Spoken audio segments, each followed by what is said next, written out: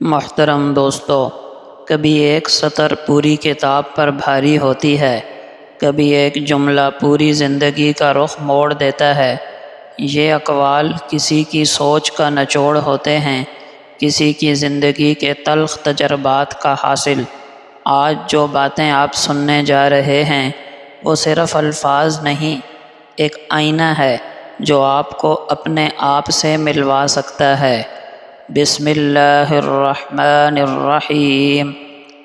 ہم میں سے اکثر جب نیکی کرتے ہیں تو دل میں ایک خواہش ہوتی ہے کہ لوگ دیکھیں، تعریف کریں یا کم از کم ہمیں نیک سمجھیں۔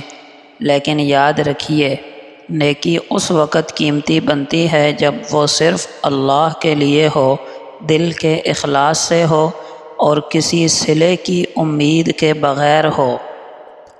کوئی بھی چیز دل کو ایسا زندہ نہیں کرتی جیسے قرآن پاک دل کو زندہ کرتا ہے۔ وراثت صرف زمین، جائیداد یا دولت تک محدود نہیں ہوتی۔ انسان اپنا نام، کردار، اخلاق، ظرف، تعلقات اور فطرت بھی آنے والی نسلوں کو سونپ جاتا ہے۔ یہی وہ وراثت ہے جو ہمیشہ یاد رہتی اور نسل در نسل چلتی ہے۔ یہ جو کہتے ہیں کہ بات ایک کان سے سنو اور دوسرے کان سے نکال دو، انہیں بتایا جائے کہ دونوں کانوں کے بیچ میں دماغ آتا ہے جہاں بات ٹھہر جاتی ہے۔ کسی دوسرے کی خوشیاں اس وجہ سے خراب نہ کرنا کہ تم اپنے حصے کی خوشیاں پا نہ سکے۔ جب تک انسان خود ہار نہ مان لے، کوئی چیز اسے ہرا نہیں سکتی۔ کسی کا راز تلاش نہ کرنا دانش مندی ہے اور اسے کسی پر ظاہر نہ کرنا دیانت داری ہے۔ کسی انسان کو برائی پر مجبور نہیں کیا جا سکتا جب تک وہ خود اپنی مرضی سے برائی کی طرف مائل نہ ہو جائے۔ اپنی خامیوں کو نظر انداز کر کے دوسروں کے عیبوں پر نظر رکھنا ہماری کمزوری کو ظاہر کرتا ہے۔ کبھی آپ نے غور کیا ہے کہ میت کو ہم کتنے احترام سے چارپائی پر رکھتے ہیں، نہلاتے ہیں، کفن پہناتے ہیں، کندھوں پہ اٹھاتے ہیں، حالانکہ وہ ایک صرف جسم ہوتا ہے، روح تو پرواز کر چکی ہوتی ہے، لیکن ہم ایک مکمل انسان جسم اور روح سمیت اتنا ادب اور احترام اسے نہیں دیتے۔ تو اپنے لہجے نرم رکھیں اور اپنے وجود سے لوگوں کو سکون پہنچائیں۔ جو کان موسیقی سننے کے عادی ہوں وہ قرآن پاک کی لذت کو محسوس نہیں کر سکتے۔ اگر آپ قرآن کی لذت چاہتے ہیں تو موسیقی کو چھوڑ دیں۔ کسی کے ساتھ غلط کر کے اپنی باری کا انتظار ضرور کرنا، کیونکہ جب قسمت تھپڑ مارتی ہے تو وہ چہرے پر نہیں، روح پر لگتا ہے۔ انسان اچھے لوگوں کو تلاش کرتا ہے مگر خود اچھا بننے کی کوشش نہیں کرتا۔ کسی کی مجبوریوں پر نہ ہنسو، کیونکہ مجبوری کوئی بھی خرید کر نہیں لاتا۔ برے وقت کی مار سے ڈرو، کیونکہ برا وقت کبھی بول کر نہیں آتا۔ نبی اکرم صلی اللہ علیہ وسلم کا پاک فرمان ہے، جب تم میں سے کوئی مانگنا چاہے تو پہلے اللہ کی حمد و ثنا کرے، پھر مجھ پر درود بھیجے، پھر جو چاہے مانگے۔ یہ طریقہ قبولیت دعا کے لیے سب سے زیادہ مناسب ہے۔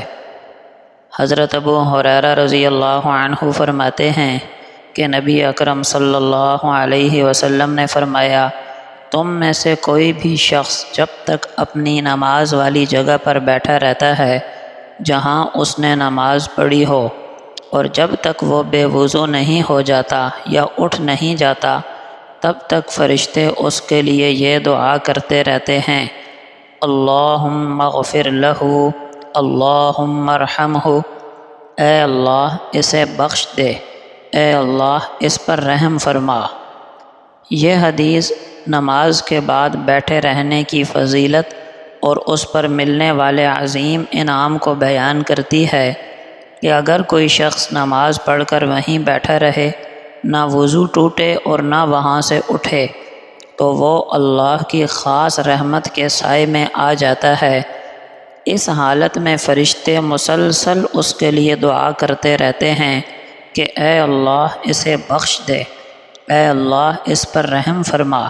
یہ کتنا عظیم مقام ہے کہ آسمانی نورانی معصوم مخلوق بندے کے لیے دعائیں کرے۔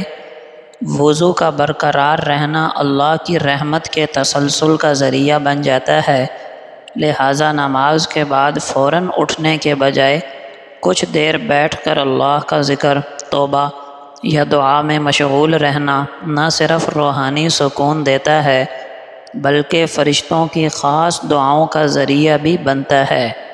حضرت عبداللہ ابن عباس رضی اللہ عنہما فرماتے ہیں کہ نبی اکرم صلی اللہ علیہ وسلم نے فرمایا، تمہارا رب بہت مہربان ہے، اور یہ اس کی مہربانی ہی ہے کہ جو شخص نیکی کا ارادہ کرتا ہے اور ابھی اس نے عمل نہیں کیا ہوتا، پھر بھی اس کی ایک نیکی لکھ دی جاتی ہے، اور اگر وہ اس پر عمل کر لیتا ہے تو اس کے لیے 10 گنا سے لے کر 700 گنا تک یا اس سے بھی زیادہ بڑھا چڑھا کر ثواب لکھ دیا جاتا ہے۔ اور جو شخص برائی کا ارادہ کرے لیکن برائی کا ارتکاب نہ کرے تو اس کے نامہ اعمال میں ایک نیکی لکھ دی جاتی ہے، اور جو برائی کا ارتکاب کر لے اس کے لیے صرف ایک ہی برائی لکھی جاتی ہے، یا اللہ تعالیٰ اپنی رحمت سے اسے بھی مٹا دیتے ہیں۔ لیکن یاد رکھنا چاہیے کہ برائی کا ارادہ کرنے لیکن برائی کا ارتکاب نہ کرنے پر ایک نیکی اس وقت ہے جب گناہ کا موقع ہو اور صرف اللہ کے خوف سے گناہ چھوڑ دے۔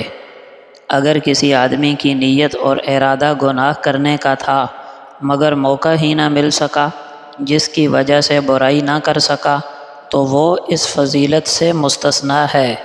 اسی طرح ایک نیکی پر 10 نیکیاں کم از کم ہیں۔